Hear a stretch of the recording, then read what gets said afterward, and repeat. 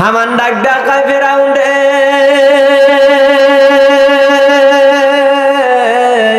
তরমুজের ব্যবসার থেকে তুমি হয়েছে গেট দারোয়ান, তারপরে হয়েছে প্রধানমন্ত্রী, এরপরে হয়েছে বাচ্চা, তুমি সবই হয়েছে, কিন্তু একটা জিনিস বাকি আছে, সেই জিনিসটা হইল খোদা হওয়া বাকি আছে। ফেরাউন ডাক ডাকায় হামান রে, খোদা হওয়া এত সহজ না, খোদা হওয়া এত সহজ না, খোদা হওয়া যাবে না। মানুষগুলো তো আমাকে খোদা বিলা মানবে না।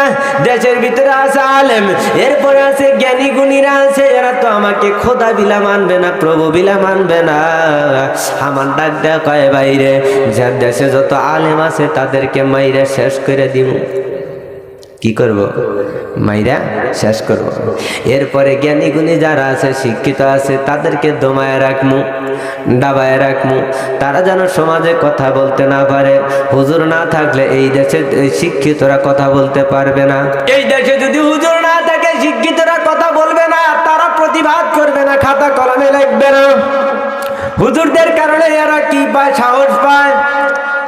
এই দেশের ভিতরে বড় বড় কথা বলতে পারে একমাত্র হুজুর। হুজুররা যত মানুষের সামনে কথা বলতে পারে, আমার জন্য তা কি এত এত কথা বলতে পারে? পারে না। 5 জন মানুষের সাথে কথা বলতে পারে না।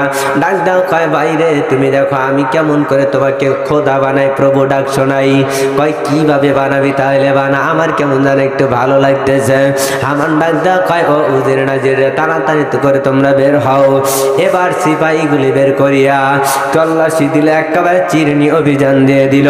এলাকার ভিতরে যদি একটা ক্ষুদ্রতম যদি আলেম থাকে, ক্ষুদ্রতম যদি হুজুর থাকে, তাদেরকে জবাই করবা। 3 মাসের ভিতরে দেশের ভিতরে যত আলেম ছিল, সমস্ত আলেম গুলা মাইরা গাছের সাথে ঝুলাই দিল, নদীর ভিতরে সাগরের ভিতরে বাসায় দিল। বাসায় দেওয়ার পর এবার শিক্ষিত যারা ছিল তাদেরকে দমন করলো, তারা আর কথা বলতে পারে না।